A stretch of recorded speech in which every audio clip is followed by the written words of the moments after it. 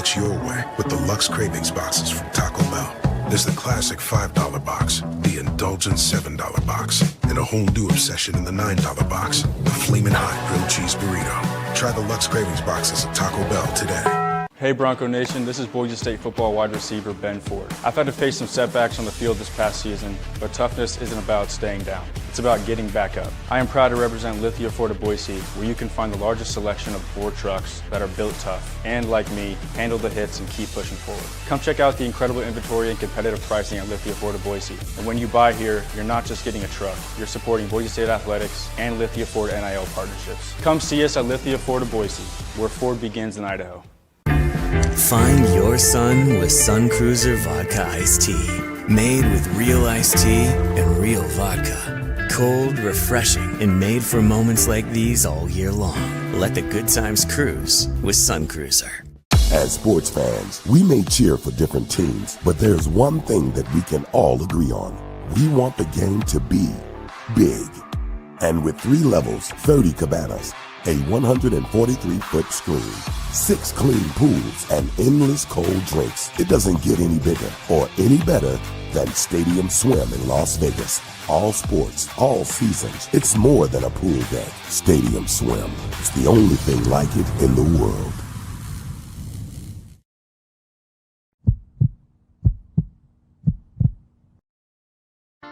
The final buzzer is sounded on another night of Mountain West basketball, and it's time to break down the action with Tom Moser on another night in the Mountain West, presented by Circa Sports. Headed to Las Vegas for the Mountain West tournament in March? Make sure to stay at Circa Las Vegas and watch all the action at Stadium Swim, where the sports are on 365 days a year. Another night in the Mountain West has interviews, analysis, opinions after the final Mountain West basketball game of the day wraps up.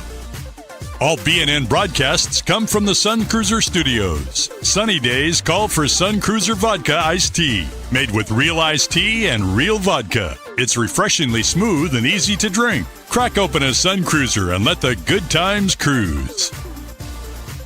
The title sponsor of Bronco Nation News is Lithia Ford of Boise.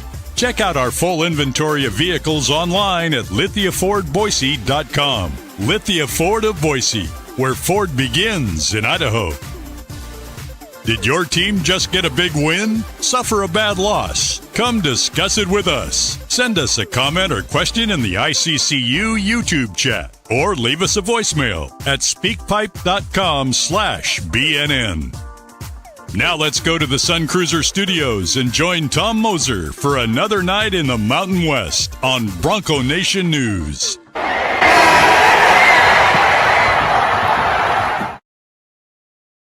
Good evening, everybody. You are in the Sun Cruiser Studio on another night in the Mountain West on Tuesday, February 24th. 4 games in the books. Let's give Sun Cruiser a shout out. Appreciate them being here with us. And, of course, as I always do, give a subscription to the show here at Mountain West BNN on the YouTube channel.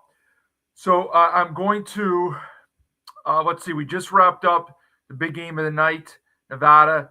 As I said, as I just tweeted out, same recipe that they followed on Saturday night when they got by Utah State in the second half after being, I don't want to really say outplayed, but trailing for 30-plus minutes. And they just hang around, and then make the plays down a stretch. Games are 40 minutes. They take the mindset and attitude of their coach. But I'm going to break that down a little bit. I'm going to do what I did Saturday. Just so happens that both sets Saturday tonight, maybe even this coming Saturday too. Nevada's the late game at home. They're not on Saturday. They're in Vegas. But both the last night and tonight with them at home. Want to wait for their fans to shuffle in here. So, Lobo fans, if you're here, you're going to have to wait a little bit. I'm going to hit the other games first and then hit that game last to allow some of the Nevada fans that were at Lawler and enjoying that filing out of the arena there to get here in front of the screen. And we'll talk about some of the other stuff that we saw tonight. And then at the end, we'll look ahead to the 2 big games tomorrow. So let's talk. So if you had the first game that I was going to discuss tonight being San Jose State and Air Force, you probably could have cast a very large long shot wager on that. But I'm actually going to start with that, mainly for two reasons. It'll be quick, but also actually watched a few minutes of it. Now, the reason I did that is twofold. One, it was a close game with a few minutes left. And two, the Mountain West Network, although it could have been CSU's feed, had some issues with their broadcast of the Fresno Colorado State game, which was frustrating. Probably missed about 10 minutes of it in the second half. I'm not exactly sure when it came back on. I think I went to it with about 3 left. I'd really kind of given up and then saw somebody tweet out that it was back. So I went back to it, but I was disgusted by that point. I had already kind of switched to the other game because Boise was winding down. But nonetheless, it was a close game, and I wanted to give it a few minutes. And look, and I'll just put these up here for a second, clearly for various reasons. Haven't talked Air Force much on here, but this was their best chance for a win. It was always going to be all season, period, but it certainly played out that way. Fortunately for San Jose State, they had a couple guys back that they didn't have recently. Also, fortunately for them, is Myers decided to go Steph Curry tonight, channeling some of that Northern California magic as he went for 34, as you could see on the screen, 8 of 9 from 3, also had 7 boards, and he's like a wing guard forward type of guy. He's not even an inside post player. So nice job by Myers tonight. Look at the minutes again for Miles guys, 38, 37, 39 for those 3 at the top. Washington hasn't played much in this calendar year. He played 33 minutes tonight. Ganga, 23. Mupa Daly, that might be a guy that UNLV wants to get the transfer out there. He had 4 fouls again. That guy leads the nation in fouls per minute. I think he's slightly ahead of Stephen and Hamilton for UNLV. And then Overstreet and Langford. So Miles had a few more guys available tonight, and he needed it because Air Force shot over 50% from the floor. They went 1.2 points per possession. They scored 80 points. I mean, they certainly don't do that a lot. Hoban and Sanders were the big ones for them, but it was a 1-point game with a few minutes left. But every time the Falcons would make a shot, the Spartans would respond. I mean, oftentimes it was Myers, but credit San Jose State. I'm sure, look, everybody knows the deal. You don't want to be the team that loses to Air Force. They're historically bad, unfortunately. You don't want to be the team that loses to them. And San Jose State was up against it for large parts of the second half. They made just enough shots to get over the line. They shot 13 of 24 from 3, and 17 of 19 from the foul line. So that's kind of what did it for them. Good job by them. Air Force now, their last 3. I don't know exactly where they are. I know they play Grand Canyon, Nevada, and Wyoming. And I think it's at Wyoming, home Grand Canyon, and at Nevada. And I really don't know how they would get any of those 3. And they're staring 0-20 in the face, unfortunately. Credit to them for playing hard tonight and being in the game for 40 minutes. It's the first time they've covered a point spread in the calendar year of 2026, which is absolutely wild. Which, forget about the point spread aspect. They've gotten blown out in every game. Their point spreads are absurd. Now, tonight's wasn't because it was at home, and San Jose State's not very good either. But they've just been getting smoked in every game. So credit to them. Haven't talked about them much, but they hung in there tonight. We'll see what they do here for the last 2 weeks to wrap up the season. Okay, the other 2 early, I'll talk about the Boise-Wyoming game here for a little bit. Let me put this up. I guess okay, there we go. 72-62 was the final up in Boise. Look, tale of 2 halves here. Honestly, Wyoming controlled – I didn't put it on. Wyoming controlled the first half. They did. And it wasn't that they shot the ball super well. They just kind of did the little things well, much the way they did Saturday when they won the game in Phoenix against the Lobos. They just kind of won possessions. They didn't go on huge runs. They didn't do anything spectacularly well. It was just this doing well, doing this well, doing this better than their opponent, and doing this better than their opponent. And then in the last 2 minutes, Boise just kind of I don't want to say they clicked another gear, but really it kind of happened by accident. And the announcers kind of called it too. They said, we got to play a little bit faster here. And sure enough, it's almost like they fell into it by accident. They played faster due to like time. End of the half, they're playing bad. They want to get their locker room, want to extend and get a few more possessions out of it. Attack the rim, attack and kick. And then, of course, the prayer at the buzzer for three. I think it was banked in. I can't remember anymore, even though it was only a couple hours ago. But I think they banked it in. So they went on a 7-0 run like in a minute. And even though they weren't always in the game, it's not like it was a 10, 12-point game and they were getting blown out. But they were trailing the whole half. And again, that's what Wyoming did to Grand Canyon on Saturday. So they had to feel very comfortable there. They won that game on the road. No reason they couldn't win this game on the road. It wasn't a massive, loud crowd. I mean, there were pockets of it that were loud, I'm sure, right? But the Cowboys had it where they wanted it. And then the end of the half really broke their back. You could just kind of sense it. Sundance kind of maybe knew it. Didn't mean that they weren't going to make adjustments and come out and play hard in the second half, but they kind of had their chance to have that 5, 6, 7-point lead and put pressure on Boise to the point where, all right, now you guys have to play a near perfect half or we have to play very poor. Now you give Boise the lead. They're playing with they go into the halftime now feeling great, like, man, we really stole one there. Wyoming gets the first bucket, and then after that, Boise really kind of took control of the game in the paint. I kept the stats up there for too long. Let me take them off, but I want to read a few things. Points in the paint. So Wyoming did get to 28, 36 for Boise, so half their points were in the paint. They didn't shoot. Neither team shot the ball well from deep. 5 for 21 for the Broncos, 7 for 26 for the Cowboys. I will say for the Cowboys, Dennis was really good again, 16. Meyer had 12 and 7. You'll take that every night out. But Walker, and he was bad tonight. I mean, we all know he was bad. You look at his stats, he was 2 for 14 in 34 minutes. He scored 8 points. Like, tonight factors into my thinking about this, but he's been a disappointment for me. Like, he's been a disappointment. Doesn't mean that he hasn't had like decent games here and there, but I find myself like, I don't stare at the stats, right? Like during the game. And oftentimes, for whatever reason it is, Wyoming's games seem to be like during another game. Tonight it was during 2 other games. And the announcers kept saying how poorly he was shooting, but other nights too. It seems like much of the last month when I come in here and open the box score up, Walker's got 8, 9 points. And again, he's not playing poorly, although he played poorly tonight. But he was a guy who was highly touted for them, right? Now, he didn't come in with the Dylan Andrews pedigree from a UCLA.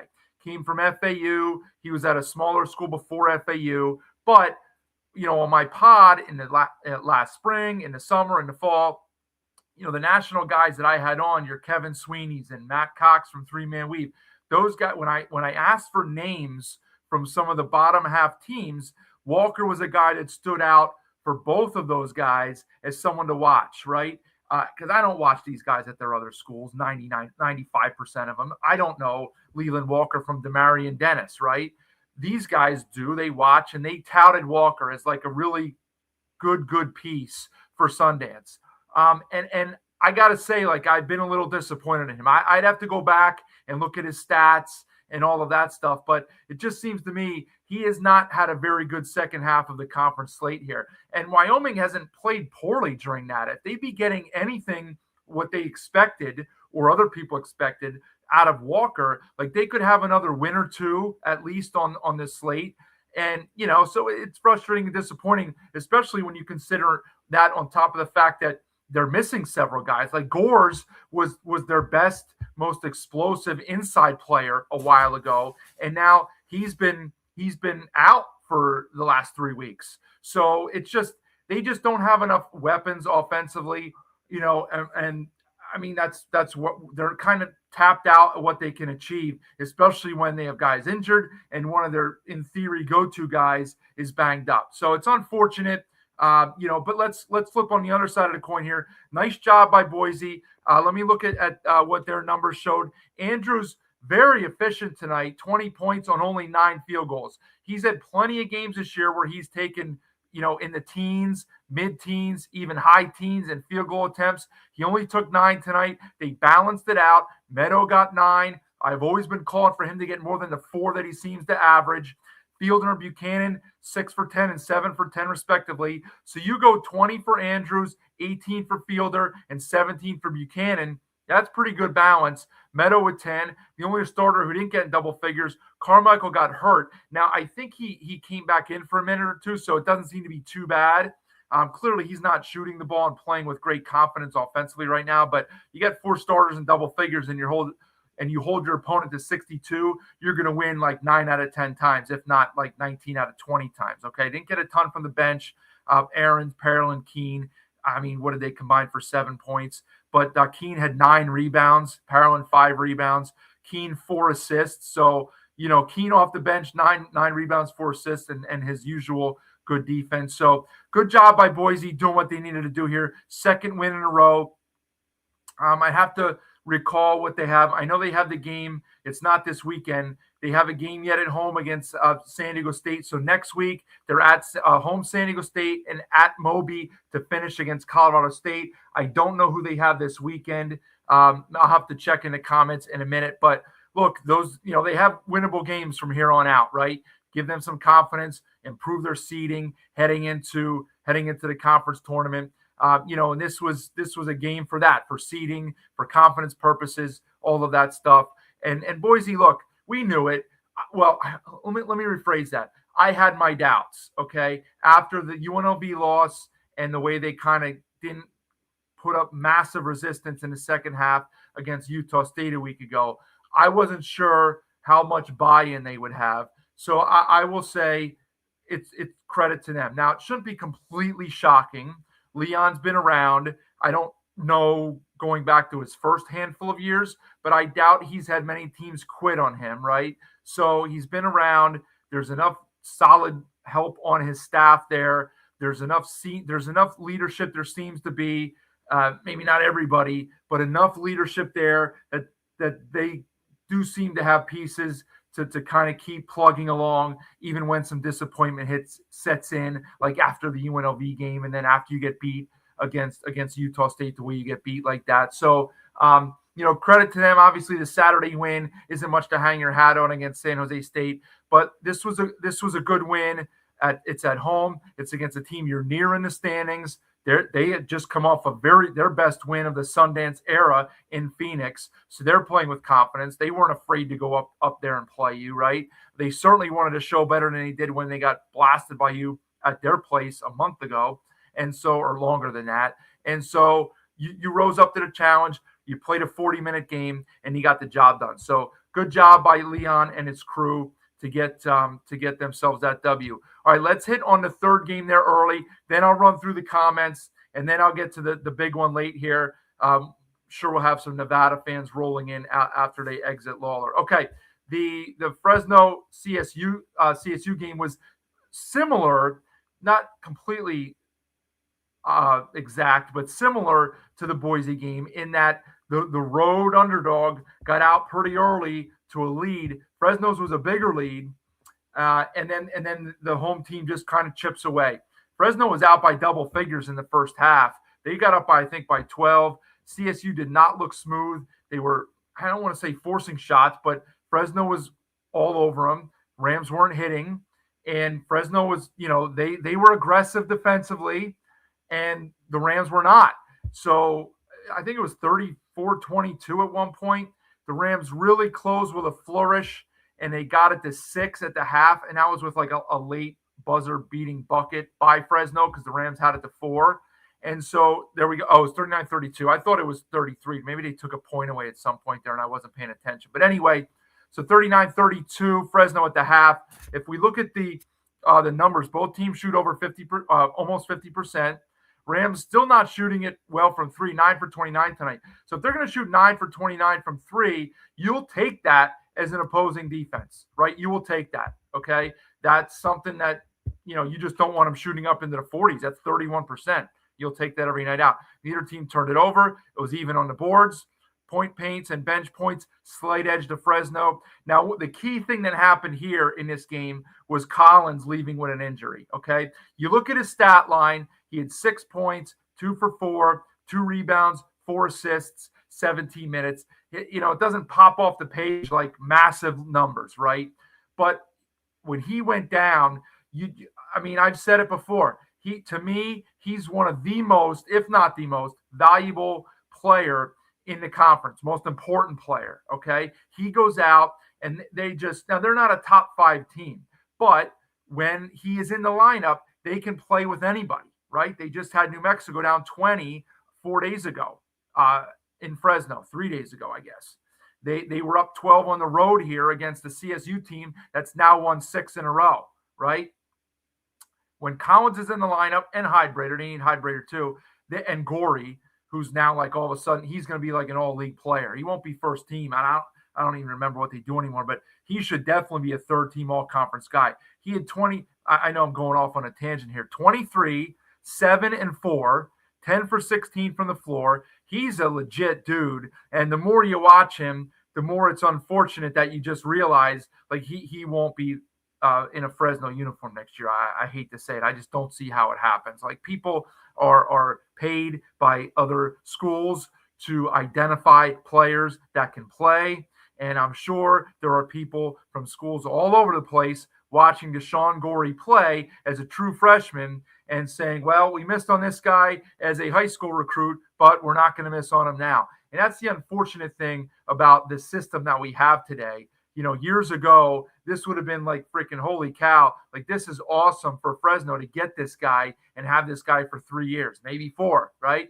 But now it's like it's like 10% chance that Gorey stays, right? Because Fresno cannot match financially what is going to be thrown at Gorey. And you can't blame Gorey for doing that, right? I don't know if this guy has an NBA future. He's a very good college player. He's a good college player right now. He will be a very good college player. I don't know if he fits the NBA mold or not because I don't watch that. But like you can't take issue with a guy taking a bag, as you guys would say these days, to go play in college for a year or two.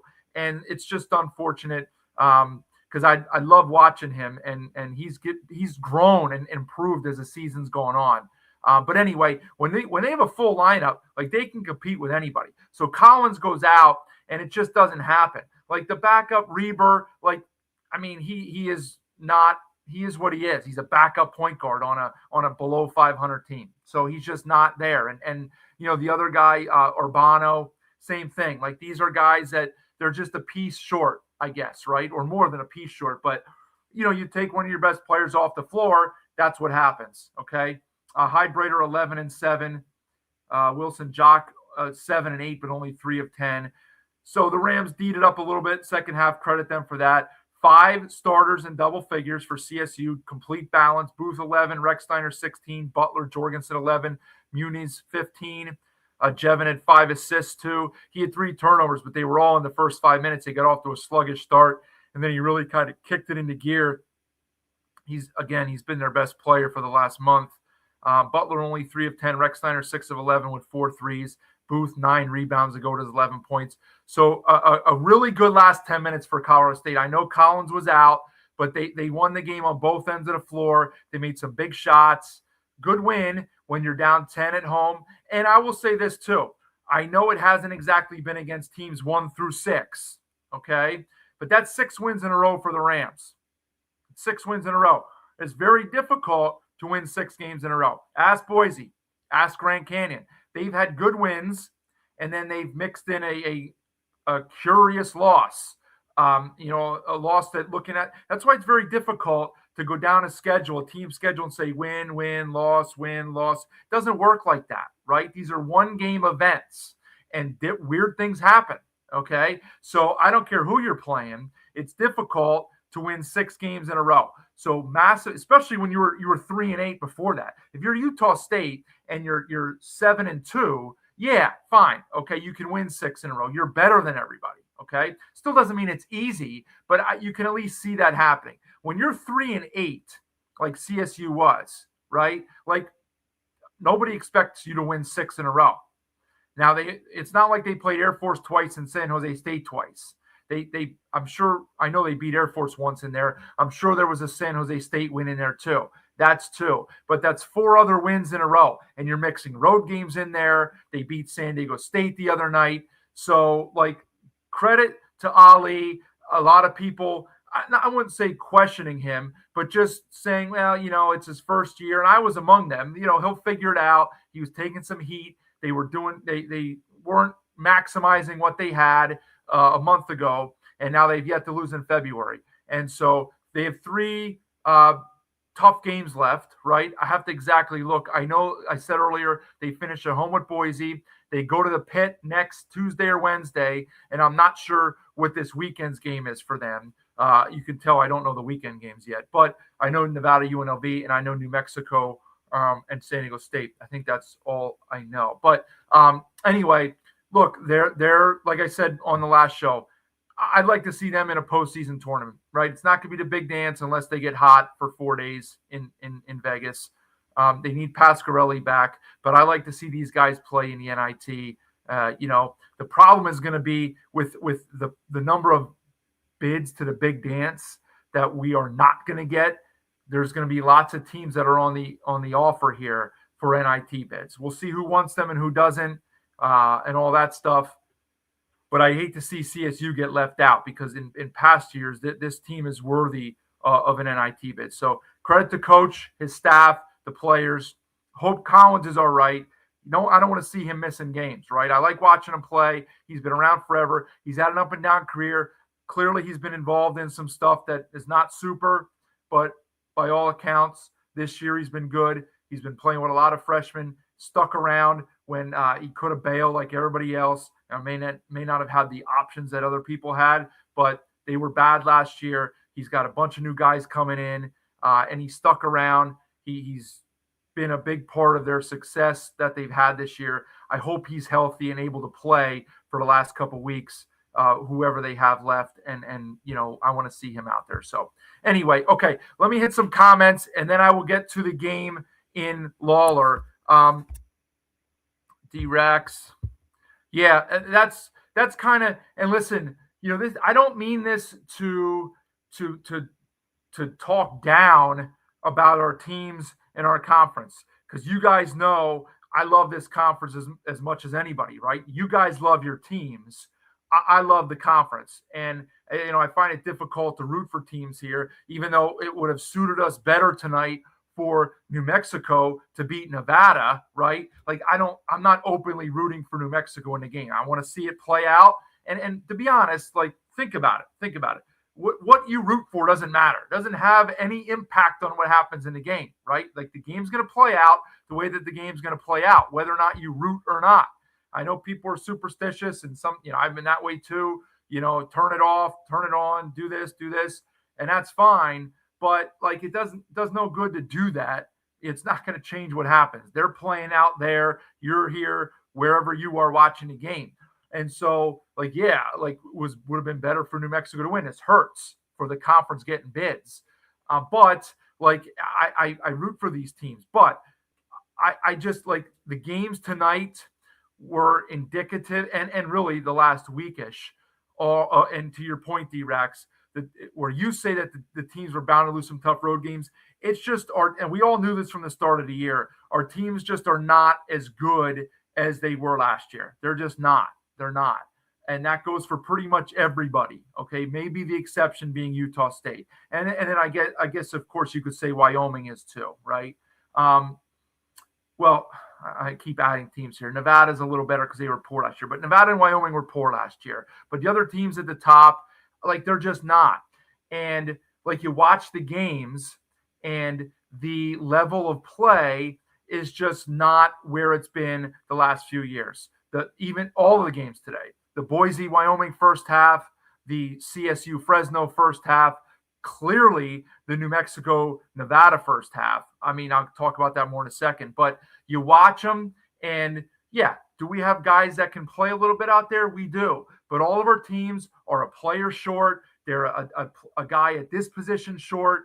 They're just not quite what we're used to seeing the last couple of years. And I mean, look, we should all understand that's a byproduct of the system where we can't afford.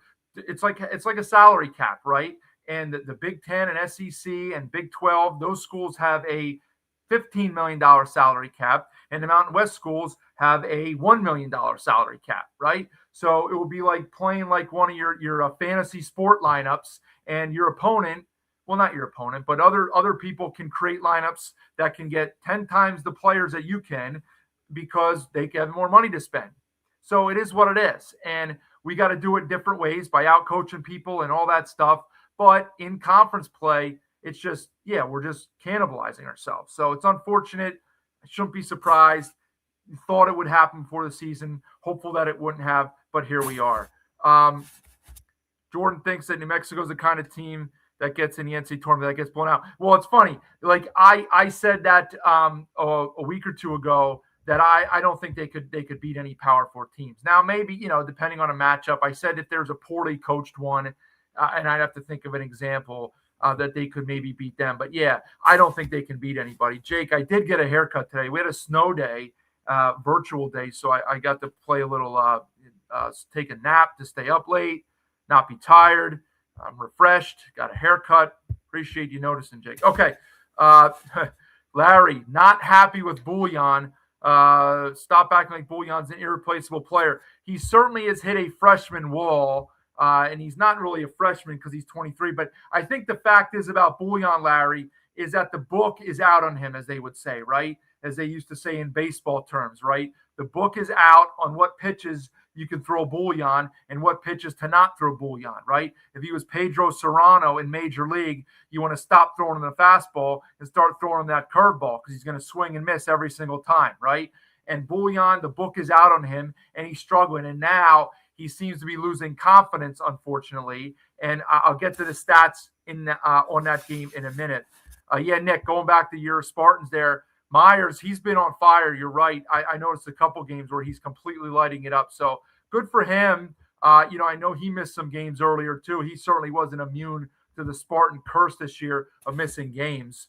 Mike, that massive 4 days for Nevada. Like here's the funny thing. Look at how sports is. A week ago tonight, they lost to San Jose State. Okay. And they were coming off the loss to San Diego State, and they were completely done for an at-large and completely given up on by their fans and anybody else. And that was as poor a game as you've really seen under Alford for a long time. Now, maybe there was one or two last year when they started to go in a tank. Maybe it was Washington State, or who was the other game that they lost at home? Loyola Marymount, or there was somebody else early around that Washington State game that they lost in a non-con. That was awful. But they looked poor in that game against San Jose State. And now in 4 days, from Saturday to Tuesday, they knock off both Utah State and New Mexico. So it's funny how sports is, right? And that's just why we love it, Let's see. Yeah. Oh, so Jordan, you guys got in Walker's head. Yeah. Look, he wasn't even close then in the second half. Like the shots he was taking, like they weren't even close. Like normally guys take these shots so many times. It's what we call muscle memory. People think, well, how can Curry make those shots from that? Because he's taken 8 million of them, and his body knows exactly how much juice to throw on it from 30 feet, right? And these guys haven't taken as many shots as Steph Curry, but the muscle memory is there. And so if they miss, it's for one of two reasons. They're either a hair long or a hair short because their legs are tired, or the shot's altered by a defender right in their face. Walker was like off to the side. He wasn't even close. So maybe the crowd got in him a little bit. I don't know, but he was bad tonight. Yeah, Nevada might never lose again, Vargs. It's certainly possible. Nick thinks Garland hasn't received enough love as a player. Yeah, I mean, part of that is it's an unfortunate thing when you're like, because Omari Moore did a few years ago for San Jose State, but that year the Spartans, can't remember if they got the 4 seed or the 5 seed. I think they were the 5, but they played in a 4-5 game. So they were one of the top teams in the conference. They got a bye. They didn't even play in the prelim round on Wednesday. They knocked off Nevada in the quarterfinals, lost to San Diego State in the semis. They weren't competitive, but they were on a bigger stage. They were beating teams that year. Miles, I think, was coach of the year. More was player of the year. You'll get that when you're a top 5 team in a good conference. They're going to finish 11th this year in a mid-major. We're a mid-major this year. We haven't been a mid-major the last few years. we're a mid-major this year, and that's why we're going to get 1 or 2 bids. And, it is what it is, right? Am I disappointed? Sure. Is it the end of the world? It's not. But that's why. Like, Garland's been good, but, he missed a few games. Nobody's watching their games. I hate to say it. That's right, Steinbauer. Yeah, ask for that. I don't know if it's, they have those posters in there when you go get your haircut of the models. They're not going to have me up there, but you can ask them for that. Yeah. So you can ask for that. Yeah, I agree, Jake. It's wide open. It is absolutely wide open. And, a lot of it's going to depend on matchups, and a lot of it's going to depend on who's playing, obviously who gets hot, right? Who gets hot. So I don't know. Yeah. So Jer, I guess, let me talk about the game, and then I will address, I got through half the comments. You guys keep firing them off. I'll get to them, I promise. But let me talk about the game, because the free throw shooting, again, I guess it was, so that's what? Is that 2 games in a row? That 2 losses in a row where the free throw shooting really hurt? Yeah, I don't think it's coaching so much. Like, look, here's one of the things that I've learned. I can't remember what player it was recently. Somebody was in a shooting slump, and one of the announcers, and it might have even been Dick Al, one of the announcers basically said, like, what do you do when a guy is in a shooting slump? Okay. Do you, and do you keep pointing stuff out to him? And I'll never forget, like, when I was coaching, we had like one of your pure shooters, and like, he was in just the worst slump. And like, this is a guy who would just bury 3 after 3 after 3 in practice, like when there was no pressure, but the lights went on and he was in a bad slump. And, myself and the other assistant coach and the players are all like thinking we're shot doctors, trying to tweak every little thing about his shot and correct this and watch his footwork and watch his release and watch his body weight and if he's off balance and all of that stuff, right? And finally, at some point, then the head coach kind of intervened, and he, in a stern way, I don't want to say yell, but in a stern way, he's like, everybody stop telling John how to shoot the ball. John knows how to shoot the ball. Like, and his point was like, let's stop like putting that stuff in his head. Now, he knew he was in a slump, but like, he doesn't want to hear it over and over again, right? And so it's kind of that way with the foul line too. These guys shoot plenty of free throws, I'm sure, at practice, right? Jake Hall, and it wasn't really Hall tonight. It was Bouillon and Tannette that were the offenders. But, I'm sure Tannette shoots plenty of free throws and makes most of them in practice. And so, like, that's not really something that you're going to harp on a whole lot, because they have, now, if you're a poor free throw shooter, sure, in practice, when you can go and tweak something, like, that's fine. But the rest of it, I don't think you can pin that on the coaching. Now, it's an issue, right? Missing 1-and-1s hurts. Bouillon missing 2 in a row, it kills you, right? And I mean, how many times now have I been in here and I've said, well, X missed a 1, and not just New Mexico, but probably list off 5 teams.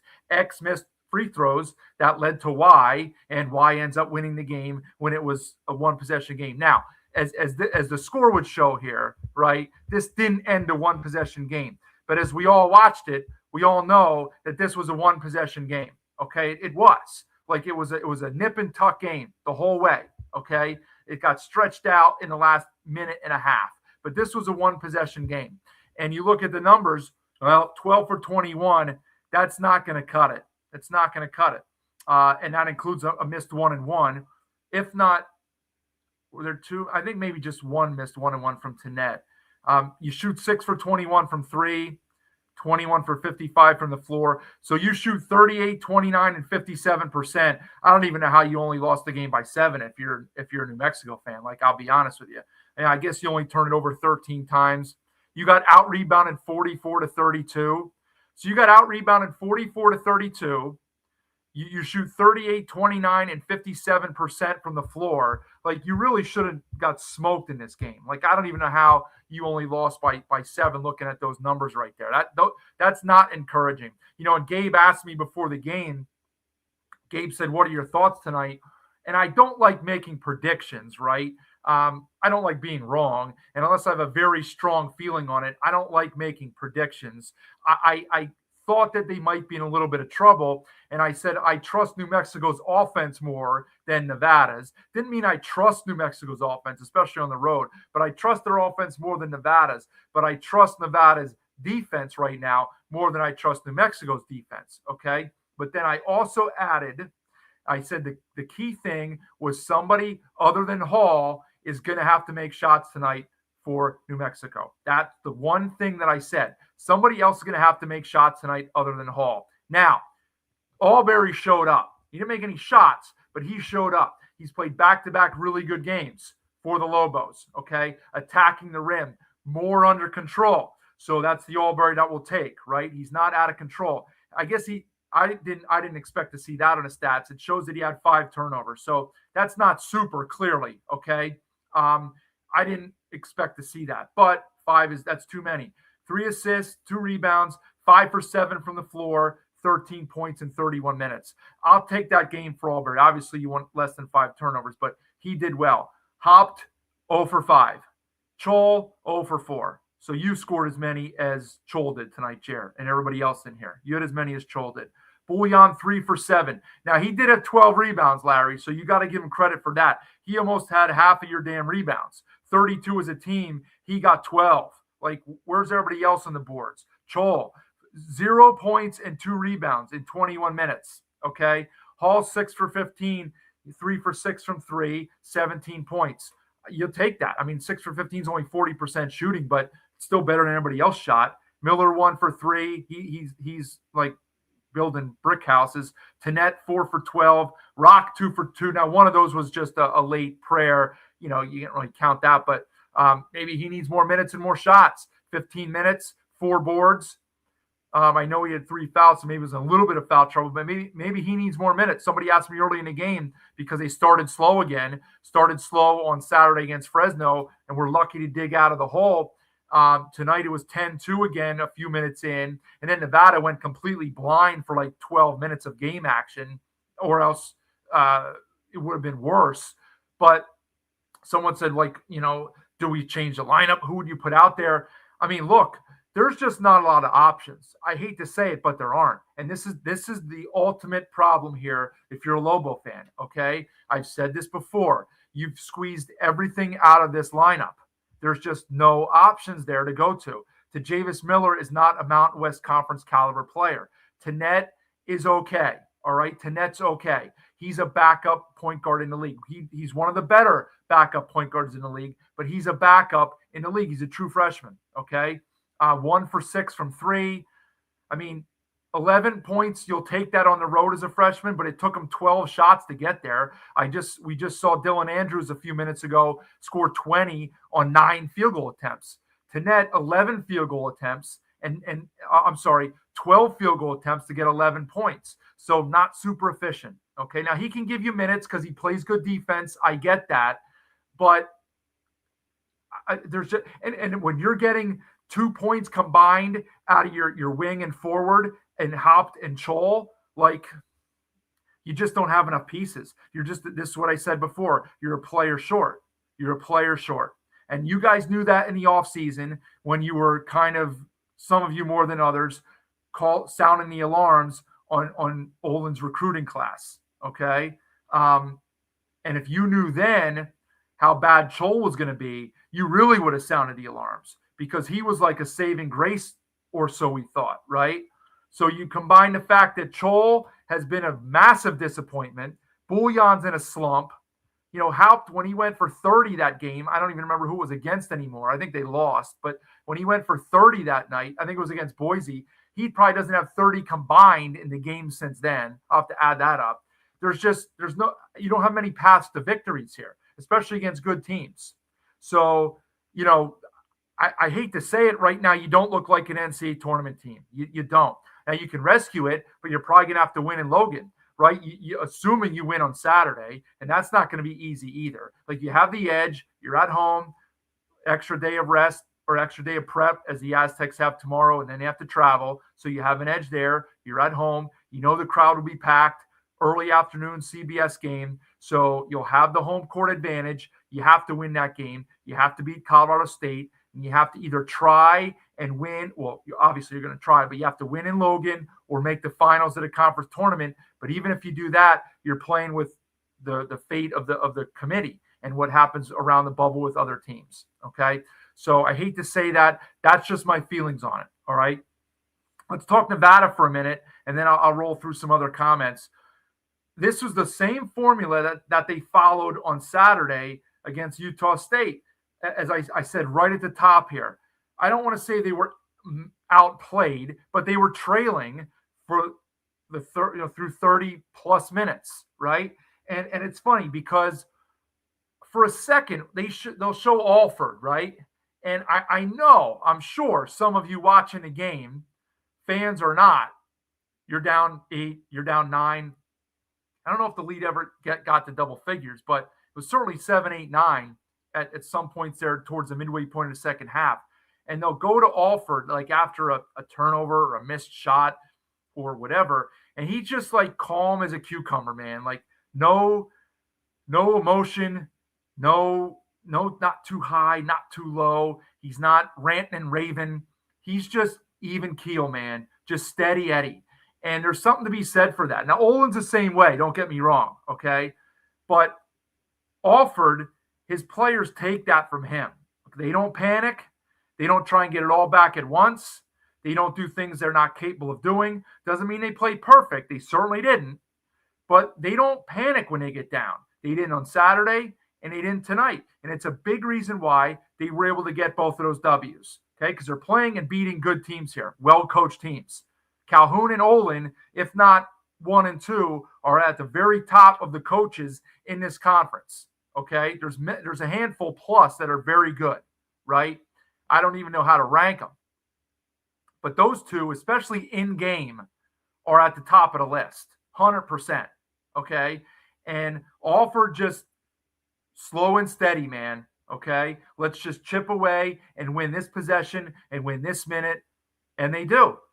I mean, that's that's what he preaches, right? Whether it's in timeouts or the locker room at halftime or practices or film or whatever it is, that's where coaching comes in, all right? Instead of, ranting and raving and getting after the officials, doesn't mean he doesn't do that at times, okay? But he doesn't panic and change things up. He just goes along and coaches, right? Look at that. The three amigos. Oh, wow. Look at this. I didn't even see this. Price, Camper, and Weems, 21, 20, and 20. And the rest of the team had 6 points combined. That is wild. That's wild. 21, 20, and 20. Price, Camper, and Weems. And then Comer 2, Armatrading 2, and Robinson 2. And nobody else had anything. Wow. Price, 21 and 12. 6 for 12. Camper 20 and 8 with 5 assists. Impressive. 6 of 16. Now, he only shot 1 of 7 from deep, but you scored 28 and 5. I think you're okay with that in 38 minutes. And Weems 20 and 6 boards, 8 of 13. Holy wow. Okay, I did not know that. Pack shoot 40%. They also shoot 29%. They made more free throws. They shot 1 more, but they made 4 more. That's a difference in the game. And again, they out-rebound them 44 to 32. That's a huge difference on the glass. Huge difference. Point paints even. Fast break points, slight edge to the Lobos. Of course, bench points, massive edge to the Lobos because of Tenet and Rock. So, listen, for Nevada, I mean, I know the announcer was saying it, but I guess he's paid to say that. Like, they don't have a chance to win the conference, right? Like, mathematically they do, I guess, but they don't have a chance. This was about now them getting that 4 seed, which they're in really, really good position to do, okay? They're in really good position to do, which saves them their legs for a day, even though it would just be a walkthrough against Air Force. It saves them. Now, their matchup against Grand Canyon, if it's Grand Canyon, is not going to be easy. Maybe it won't be GCU. There's plenty of games left. We'll see. If it is, they're similar teams. The Lobos outplayed them for 39 and a half minutes in Lawler a month ago. They don't play again. So GCU will feel confident there. As I said, Alfred does not have a great track record in the Mountain West Conference tournament. But look, both of those teams, I said they're similar in their style of play, but also they're just Jekyll and Hyde. Like, Nevada goes from losing to San Jose State to beating Utah State and New Mexico, and Grand Canyon has 3-0 against the top two teams, but like 6 or 7 losses against everybody else. So, I mean, who knows what team's going to show up there and what team's not, right? So we'll worry about that stuff later. But massive credit to Nevada, staying the course, not getting too low, not pressing when you're down. They make shots. And the thing is, from a philosophical standpoint, right? Where's Nevada? Where's New Mexico's points coming from, right? And this was pretty evident down a stretch here. It was a lot of one-on-one for Hall, and even though he's the master of like a head fake, shot fake, crafty with the ball, he's not going to go by a lot of guys one-on-one. Okay, now Albury can, but nobody else really is. And, Albury really only does that when he's in the open floor, right? Off of a rebound or in a fast break or whatever it is, okay? Nevada's got guys, and we're critical of their guard play at times, but guys like Camper, he can go by and get to the rim like the GCU guys can, like Williams and Henley, and sometimes Aztec guys can, and Foslev and Collins. Like the Lobos lack that guy. They don't have that guy. And that's your easiest way in crunch time to get buckets. Because let's face it, like teams, well-coached teams, aren't going to let Jake Hall open for 3. Hall's going to have to make ridiculously tough shots. And he had the one that he got late was like a ridiculously difficult, like step back fadeaway in the paint, completely contested, and it was short. It's a tough shot, right? Because there's just not a lot else going on. They don't have a creator in the half court. They don't. And that was a difference tonight in the last 5 minutes, because Nevada, they made some of those drives and found a seam and made tough shots. And that's what the game is sometimes. All right, let me get to some of the rest of these. Tough loss. Lobos more just became that thin. Yeah, it's like that thin. Fouls, missed layups, all shot us in the end. Yeah. I mean, that's a good summary. Good game, Nevada, says JNR. I think San Diego State loses the rest of the games. Underachieving this year, no chemistry. Season is over. Packing it in for the Aztecs, is JNR. As I said this the other night. They've already lost 2 in a row. They're not going to lose 5 in a row. I know their next 3 games are tough. They're not going to lose all 5 of those. That they're too good they have too many players. They'll win one of those by accident. I don't know which one it will be, but I think they will. If Lobos don't make the NCAA tournament this year, and that loss to Nevada certainly hurts their chances, you think, yeah, well, that's the one silver lining to take out of this, is that his name will cool off a bit if they don't make the NCAA tournament. Okay, people still know about him, but the other part of it is there will be some other shiny object that gets in and wins the game as an upset, and he'll get people knocking on his door. I don't think you're completely out of the woods, but yes, if you don't make it, I think your chances of retaining him go up probably twofold, right? Maybe it's from 40% to 80 or 50%. I don't know, whatever. It's certainly a lot higher than it would be if you would make the tournament. I agree with that. Pac-Fan Weems, MVP tonight, shut down Jake Hall. Yeah, I just kind of said that a minute ago. Tough sledding for Hall tonight, right? You didn't see a lot of open looks for him, right? He made some tough shots because he's a shooter and he knows how to play the game. But like Alford, again, I've said this before, the guy's coached millions of games, right? Like he knows what he's doing. He's going to put a longer defender with length. That would have been like Trey Coleman last year before he got all wonky and got tossed or whatever happened.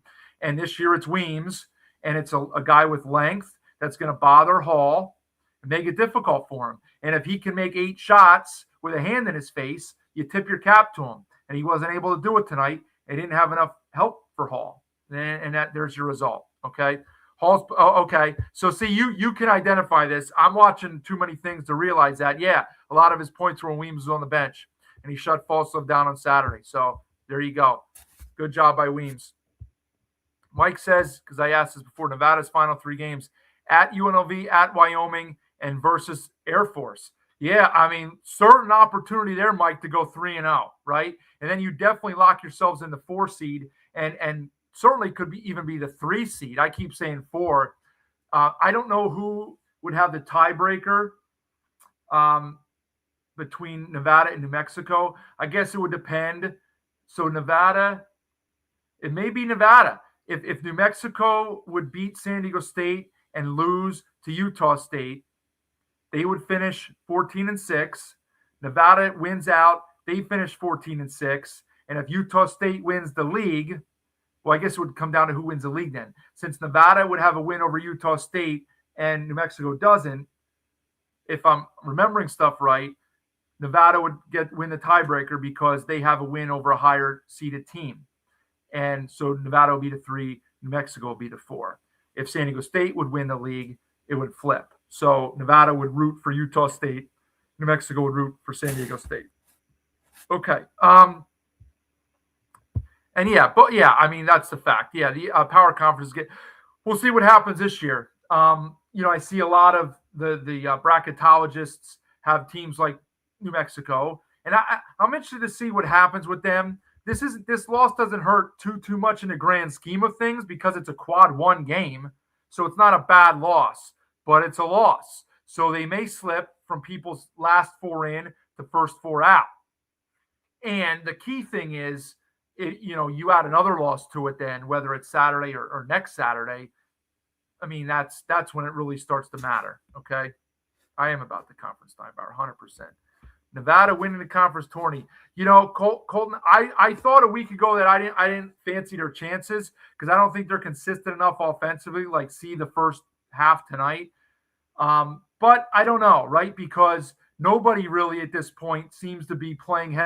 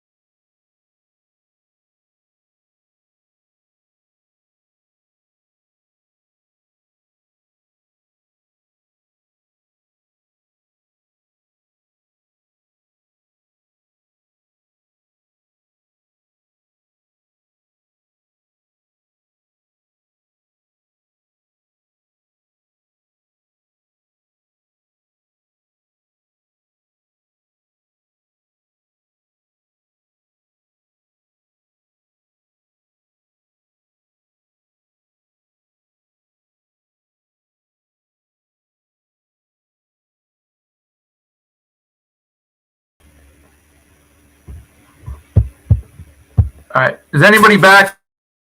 Yeah. I think I had my internet went out for a minute. Is anybody back here with me or no? Give me anybody here?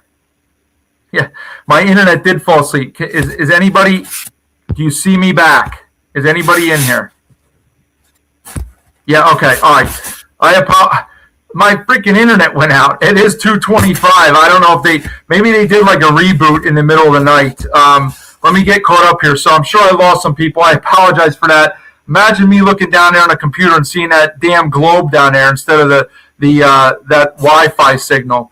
Anyway, wild. So I lost my train of thought because I got all distracted there. But yeah, the conference tournament is wide open. So New Mexico, San Diego State is a play-in game, Matt. Absolutely, yeah. Like I think the loser of that game is pretty much cooked, right? Like we have, I'd say close to a 0% chance of a play-in of 3 bids at this point, right? So whoever loses that game, their goose is cooked, and frankly, it deserves to be cooked. They're just taking on too many losses. Just taking on too many losses for teams that didn't rack up massive wins in the non-con, right? Like San Diego State had the Houston win last year. They don't have anything close to that this year. New Mexico had some nice ones last year. Their win at VCU is okay. Their win at Santa Clara is okay. But those teams are bubble teams. And so we just don't have the stuff we had the last 2 years. And so you keep taking on these losses, and then you add another one there, and then another one in the conference tournament. Yeah, it's an elimination game, 100%. There's no doubt about it. And I agree with this 100%. When college basketball is the best, when the conference games are exciting and meaningful, you don't like the power super conferences, focus less on rivalries and more on postseason play. I've said this for a long time, my friend, that like college basketball, and the one bracket guy, T3, sent a tweet out about this either last night or this morning, and a lot of people saw it. Like college basketball is about more than just making March Madness. Do we want to make March Madness? Yes. But if you listen to me on here or on my pod at any point over the last 3 years, like everything is centered around it, and like they can't wait to start talking bubble. Like the minute that the calendar hits January, even in November, December, like these talking points about good for your resume. Like just let the games play out, okay? Like I get it, you need to mention it a little bit, but let's focus on why the game's playing out the way it's playing out, and why Team A might be struggling or Team B's on fire or whatever it is, okay? And worry about that stuff later, okay? It's like such the clickbait nonsense that people need for engagement and stuff. Just let the games play out, okay? Like, yeah, we want to get in the tournament, but man, like play the games. Exactly. I love the tournament more than anybody. I said it before. You know, my dad used to take me out when I was like 11 or 12. I didn't have to go to school, so I'd go watch the games. You're like, I've been doing it for years. But man, like I'm up to 2:30. I'm going to sleep 3.5 hours tonight, right? Because I want to watch the games. I love watching the games, breaking them down, talking to you guys about it, getting questions and comments, dealing with internet issues and like that's the stuff that I enjoy. Doesn't mean I don't enjoy the tournament, but man, like yeah, we haven't. Was this one the nail biter of all nail biters? No, but we've had plenty of them this year like that, and that's the stuff that I love. Yeah, well, certainly, Tim. That's going to be an issue in about 2 months, right? Because the recruiting that he was doing at UCSD is not going to fly here. Okay. Well, I will also say this though. He could probably get away with it a little bit next year and moving forward if the sole goal is to win the conference tournament. But knowing Lobo fans, and I don't blame you, like with your support, NIL, resources, etc., the goal should be to be a little bit higher. He's a very good tactician. He seems to have a very good pulse about how to run a program and all of that stuff. But he needs to if he doesn't want to do it or excel at it, he needs to get somebody's bench that will be that ace recruiter, right? I don't know the ins and outs of people out there or other conferences who might be that guy, but there's got to be guys out there that will take that on for a program that has NIL. I know it's not Texas Tech or Kansas NIL, but it's still NIL, okay? Better than the rest of the league. Far better than what the rest of the league will be next year. And so you can't bring a roster like this into to conference play into your regular season next year. You can't do it. Okay, it doesn't matter like how good of a coach you are, because eventually you're going to take losses on, like tonight, like the Boise loss, like some of the others, and it's going to be like, well, if you got another dude, you got another Jimmy, you got another Joe, we don't have this problem, because then you can sit Chol, or you can sit this guy, or you can sit Bouillon, or whatever you want to do. But you can't do that now because you don't have enough dudes. So, yeah, he's got to get dudes. That's all there is to it. Yeah, Hare, no doubt about it. Price, he's just a dude, right? Like I've said, Camper should be a first-team all-conference guy, and he probably will be. Price isn't far behind, and he deserves second-team honors, to be honest. He really does. Credit to Alford, and the team could have given up after San Jose State. Absolutely. I wouldn't have been surprised one bit had they done that. Olin allowed Rock to guard Price for far too long, change the game. It's a shame that a quad one road loss will keep him out of the tourney. It may, but again, like you added on to others, Jared. It's just like, if you win that home game against Boise, you get swept by Boise. Like that can't happen. Like this isn't Boise from the last 3 years. It's a Boise team. Their net is good, and their Ken Palm's good, but they're not near the bubble. And so, you can't get swept. You can't get swept by them, and then add this on top. If you win that game against Boise at home, this doesn't hurt as much. But you didn't, and so this is where we are. Tough loss for the Lobos. Still three games to be in the top three. They do, but they're gonna have to win 2 of them, and that's not gonna be easy. Lobos, no interior defense. Yeah, I said that from the start of the year. Like Rock, he's been making his shots lately, and I'd like to see him get more minutes, but he's not going to wall up and be an interior presence in there like a Tyron Jones from UNLV, right?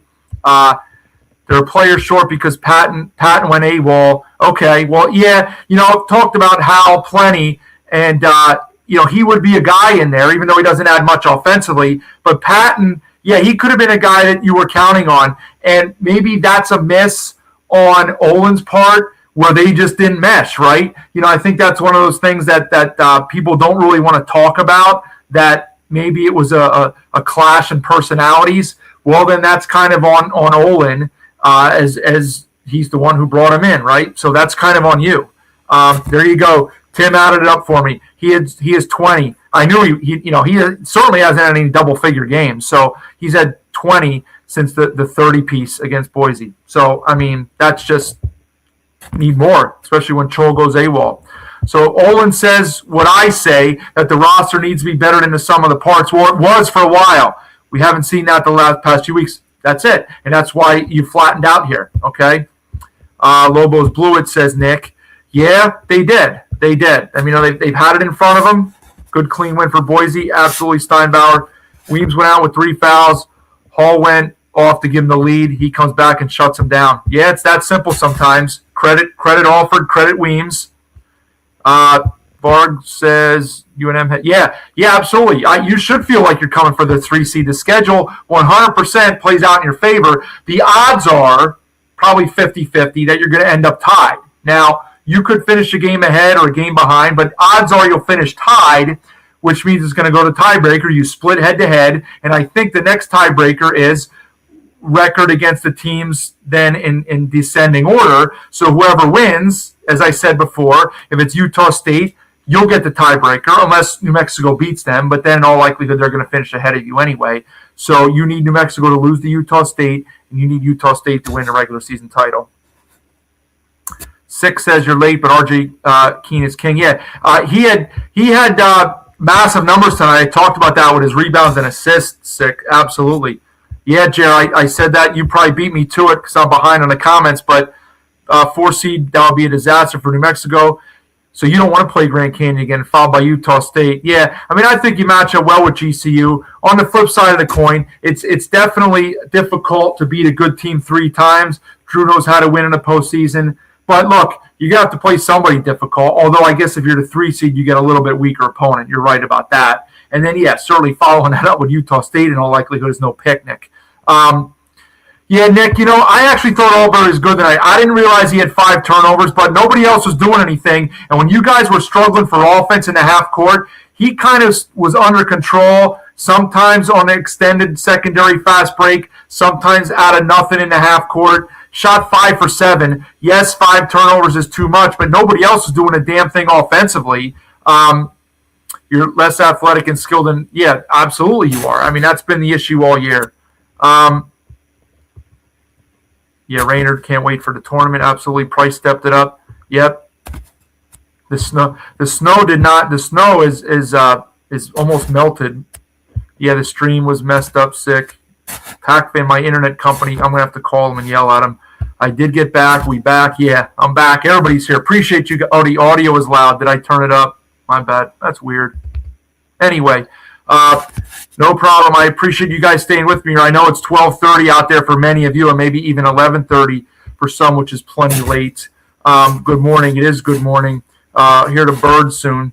Yeah, sick. It's looking like a one big league more likely. I mean, I still think even if, let's just say New Mexico and San Diego State lose out and everybody's out of the at-large conversation, that still requires Utah State to win or I'm assuming, I keep saying Utah State, I assume it's going to be Utah State, could be San Diego State.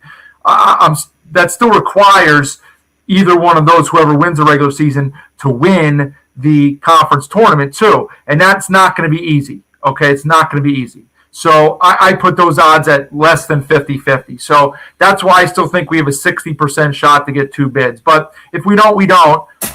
We'll see. So Boise started the weirdness. They did. They started the weirdness on opening night when they lost to Hawaii Pacific, and they kickstarted that awful run of that first week where we took the worst loss in the country 4 nights out of 5, UNLV, and then I don't even remember who else it was, but it was brutal. Yeah, I am missing sleep. Assuming Olin isn't at UCLA next season. Yeah, we'll see what Cronin decides to do. Cronin to Cincinnati has certainly picked up some steam lately. We'll see. I don't know. We'll see. GCU fell off a cliff. They're inconsistent. But we've seen teams like that get hot and win 4 games in 4 days in other conferences. So 6 still thinks Boise's much better than they've shown, capable of beating anyone or losing anyone. They are. Much like everybody else, I don't know if they're consistent enough to win 4 games, but who is at this point, right? Sick wants no part of GCU in the conference tournament. Yeah, I don't blame you. Yeah, Larry, you should be hoping this is Olin's weakest roster. It's got to be. I mean, I don't know.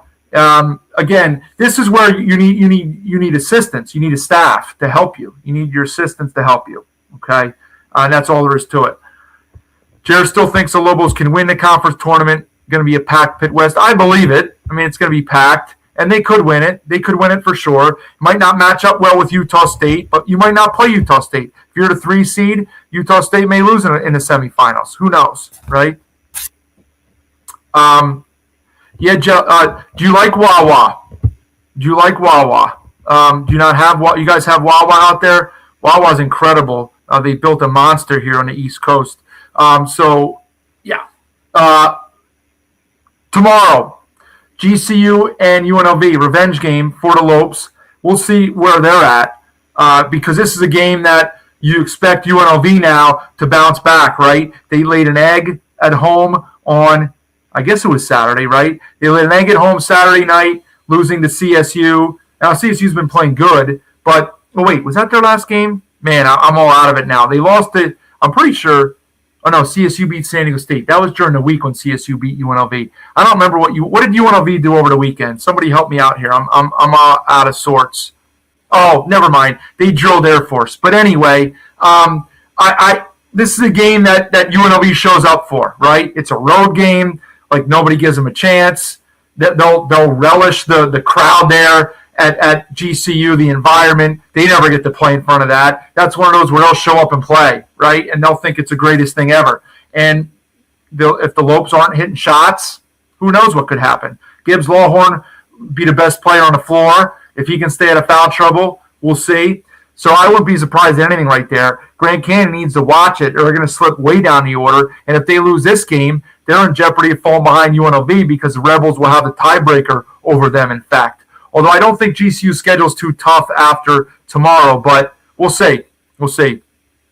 Yeah, I agree, Mike. No excuse for Nevada to lose the San Jose State game. There's just not, especially when you see how they played the last 2 games. But then the big one tomorrow night, Utah State heading to Viejas. both off of losses. Aztecs off of a 2-loss week. So what do we get? There was a pretty funny press conference clip from Reese Waters, I guess, where he said that the last few years the Aztecs have run the conference since he's been there. They, in fact, have not run the conference since he's been there. They haven't won it the last 3 years, counting this year. They're 0 for the last 4 in terms of regular season titles, of conference championships, 2 regular season, 2 conference. Their last one was their year a few years ago when, I guess that was their Final Four year, right? 2023. That was the last year they won. They swept the 2 tournament. They swept the regular season and a conference tournament, go to the Final Four. That was the last time they won a basketball championship. And if they don't win tomorrow night, they're not going to get it in a regular season either this year. So, are they the most consistent program over the last 15 years? Yeah, 100%. Utah State hasn't been in a conference for that long, right? Probably, a dozen years, maybe a little bit more. And San Diego State's been the best program for much of the last 2 decades in the conference, with New Mexico, their main rival, for a large part of that, okay? But the facts are what they are. In the last 2 years, 3 counting this year, they've not been the best program, okay? Yes, they made the Sweet 16 2 years ago when we got 6 bids and nobody else did, okay? They deserve credit for that. They somehow got a 4 or 5 seed and played a 12 seed and a 13 seed. Now, look, you play who's in front of you, and all those teams are good, but, that was fortuitous on their behalf, right? They have not been good the last 2 years up to their standards, okay? I know they're 12-4 right now, but, they've underachieved to this point. They have, okay? So we'll see what they're at, where they're at tomorrow. We'll see what they have, where they're at. You saw somebody in here earlier, I think it was an Aztec fan, say they're just not connected right now. They're not bought in. They're not buying in. They're not all on board, whatever it is. Individual agendas, maybe, don't know, but it's not a good situation. Now, I do think they'll get up for tomorrow's game. I said for 3 weeks now, I think they'll win that game. And that was before everything that happened last week. You got an angry Aggie team. They felt like they let one get away on Saturday, collapsed the last 6 minutes. They've won in the pit. They won in Viejas last year. They're not going to be scared, right? They're not going to be intimidated. Calhoun won in there in his first try last year. Several of these players were key. And the Aztecs don't seem to be playing very confident right now. I have no idea what Glass status is. Is Harrington 100%? Don't know.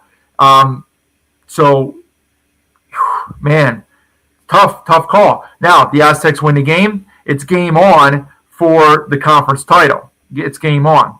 But, man, what a week for the Aztecs. Home Utah State, and then in the pit on Saturday.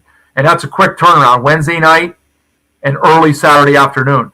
If they pull that double off, they deserve to be in the NCAA tournament conversation ahead of anybody else almost in the conference. Like probably slightly below Utah State, okay? But that will be another loss for Utah State then, okay? So they got to be careful here. This wouldn't be a bad loss tomorrow. It's going to be a quad 1 loss. But if they lose this game, they better be clean the rest of the regular season. I'm telling you, okay? Because as somebody said earlier, the committee members, they're not looking to do the Mountain West Conference any favors. They're not. I know we've gotten teams in the first 4. I think, is it 4 years in a row? San Diego State last year. 2 years ago, it was Boise. 3 years ago, it was Nevada. And 4 years ago, it was Wyoming. So 4 years in a row, we've had a team in the first 4. I would take that at this point. Obviously, I'd rather have them get in the main field, but I would take a team in the first 4 at this point because at least they're in. We get to watch them on a Tuesday or Wednesday when it's the only game going. I would take that at this point. Sign me up for that. But we got to win some games with our top teams here, and it hasn't happened as much over the last couple of years. All right, let me run through a couple more of these, then I'm going to get out of here. It's 2:45. What does Armo Trading's being back on the court mean down the stretch? Look, gives him another big in there. He was okay tonight. He had an impact for sure, and it allows Alford some versatility with his lineups, right? Does he want to go small and play Price at the 5? Does he want to go big and play Price at the 4? How does he want to match up, right, depending on the opponent? Does he want to force the opponent's hand on how they're going to defend Price? Like, Price is a load to guard. you don't have to really worry about guarding armor trading. And you can throw lobs to him like they did tonight if the defense falls asleep, and that'll work. You're not going to run sets for armor trading. Price, he's a threat. He hit a 3 tonight, hit a couple of foul line jumpers, that for whatever reason were far too open for my liking. Made his free throws. He's a load in the paint. He's just a beast. So that's the key for armor trading. It gives you versatility with Price. Because when armor trading was out, then you're relying on the freshman. And I like the way that White was playing, but not really Coleman, right?